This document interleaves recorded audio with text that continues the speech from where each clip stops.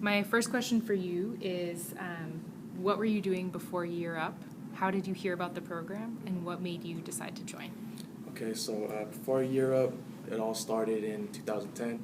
Graduated high school, went straight to college, and for 3 years, I actually took my education for granted.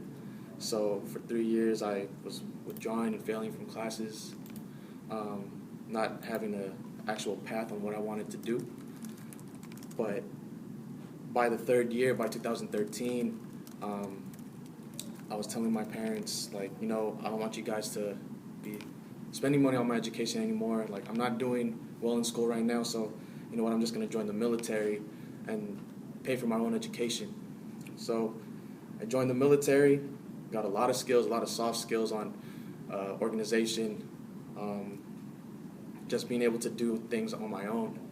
And that allowed me, after a year of being in the military and being in my training, I actually started going back to school. As soon as I got back, did a lot better.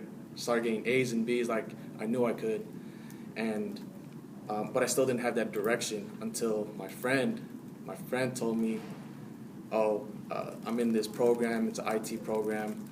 I'm getting paid for college. I'm getting paid to take college courses. I'm doing like," and she gets an internship. And in my head, I'm like, okay, that's probably fake. So I tell her, that's nice and all, but I'm not really that interested. But then a year later, she posts on Instagram like, oh yeah, I got this paycheck because I went through this program. It was the same program she was telling me about a year prior. So I'm like, okay, maybe I should start getting into IT, and maybe this program isn't a hoax that I thought.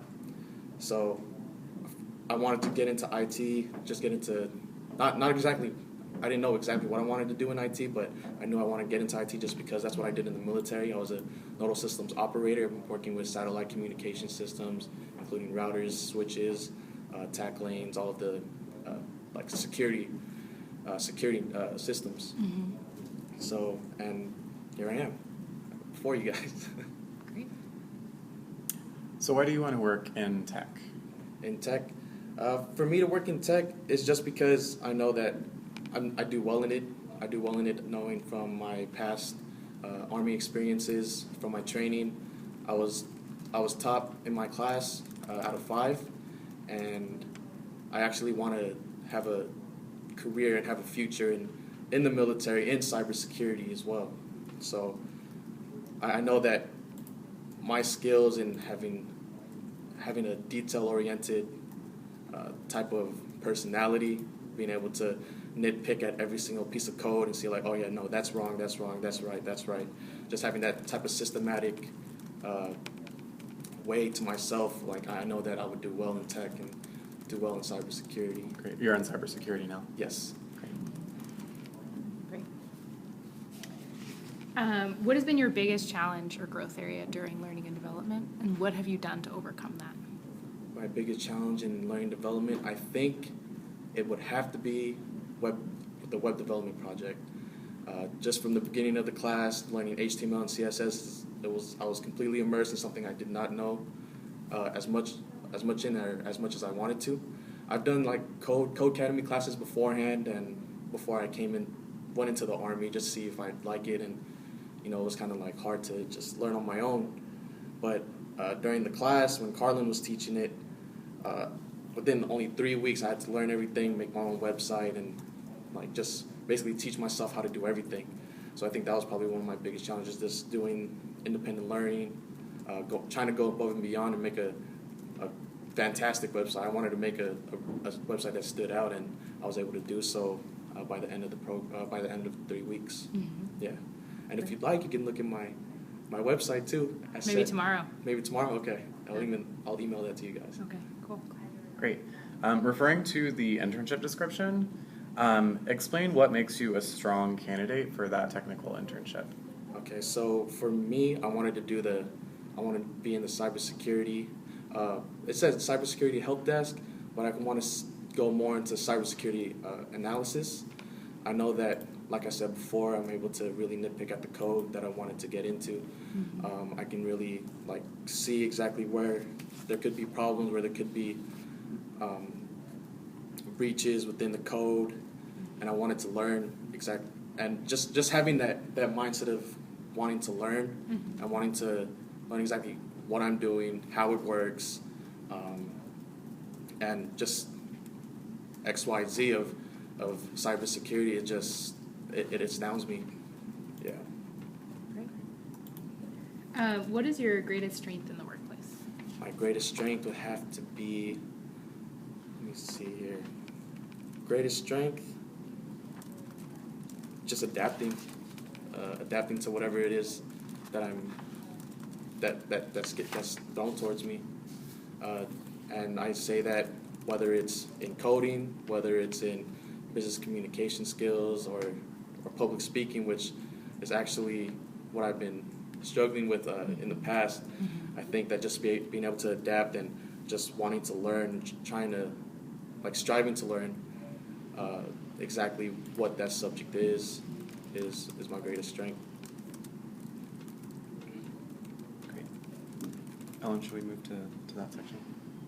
Yeah, we can just jump around Cool, in there, great. whatever strikes you. And if it helps, I can give you guys my resume. Sure, That would be I'd love great, to see yeah. that. Yeah, actually, Thank should you. have given it to you then in the beginning. Here That's you go. okay. Better late than Thank never. Yeah.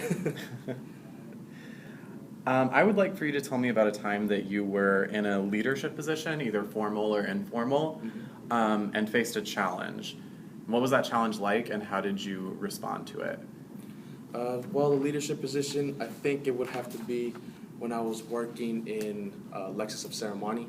I was actually just beginning to be they call it the head valet or head car porter for Lexus, and I had to direct a group of 5 to 6 employees that were under my control. So I think just getting started with that, because that was my first actual professional leadership role that I had to do, and I think the challenge that I faced was just being able to like communicate with my team correctly and having allocating them in places where they have to be at, and just basically keeping track of that they're doing the work that they're supposed to be doing, because a lot of them, it was either they were a lot younger than me, and some, well, not a lot younger, I want to say maybe 3 to 4 years younger than me. I went to school with a few of them, and it's kind of hard to have that type of relationship as their boss and as their friend. So just be able to say, hey, I know we're cool, I know we're friends before, but I really need you to do this type of work. And I guess it served as a kind of like my crutch. I was able to communicate a lot easier with them just by having that type of relationship with them, and not disregarding the fact that they were my friend or disregarding the fact that I was their boss. So just having the balance of the two helped a lot. Great. What would you do during your first week of internship to set yourself up for success? My first week of internship? First week of internship, I kind of got it planned out already. So for me, I want to have that, I just want to have a new planner, for sure. Have a new planner of exactly what I need to do, so I can write down everything, all the assignments that I need and everything that I need done. I want to be able to build connections within my team. Most importantly, my first to go-to team. So just so I can have that support, have that help when I need it, be able to have that relationship later on as well.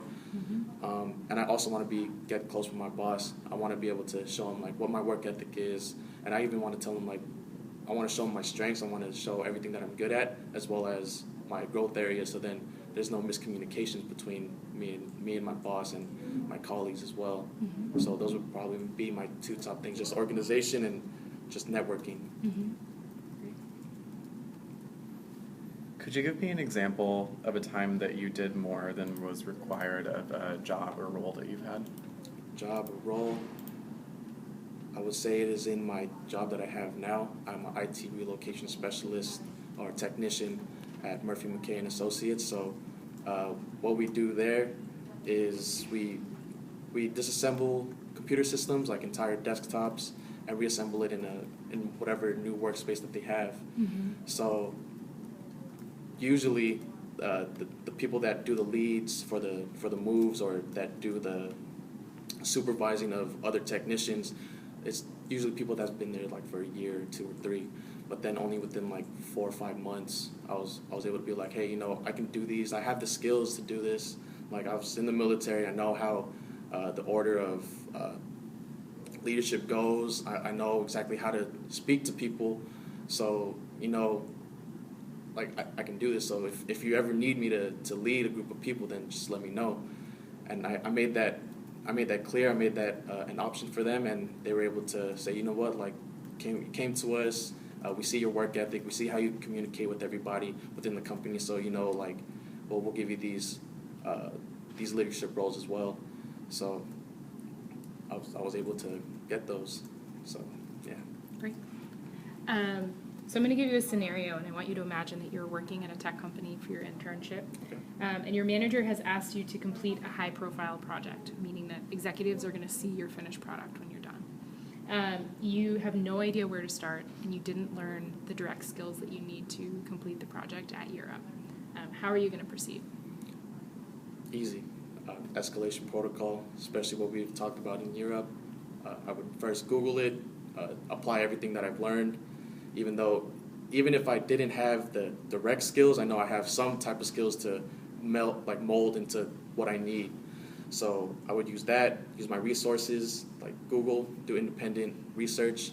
If that doesn't work, of course, go to my colleagues. I'm sure that they've been given that type of work.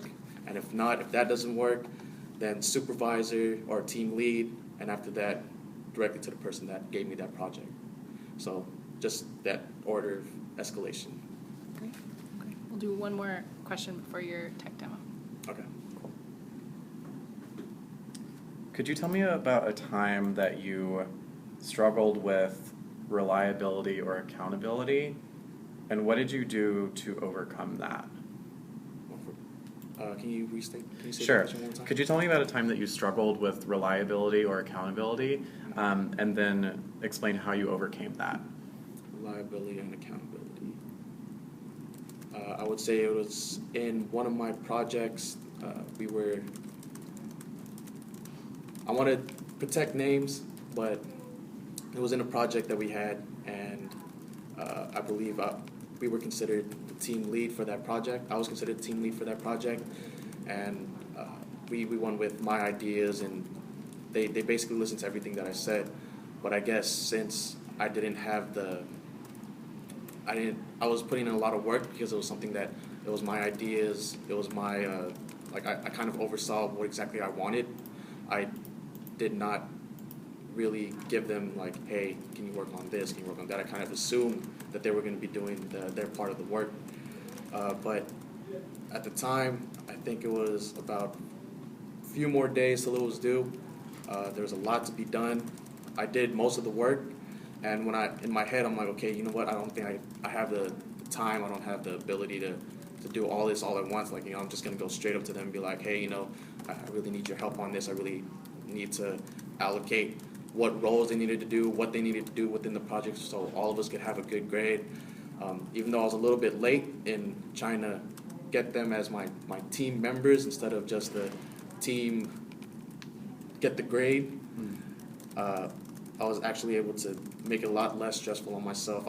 I put out the roles. I told them exactly what role they had during the presentation, and I told them exactly what they should be saying and what type of research they should do, so then they'll be able to excel in their portion. Mm-hmm. So, yeah. Great. Okay, we're going to move on to the tech demo. All right. So I'm going to turn this off.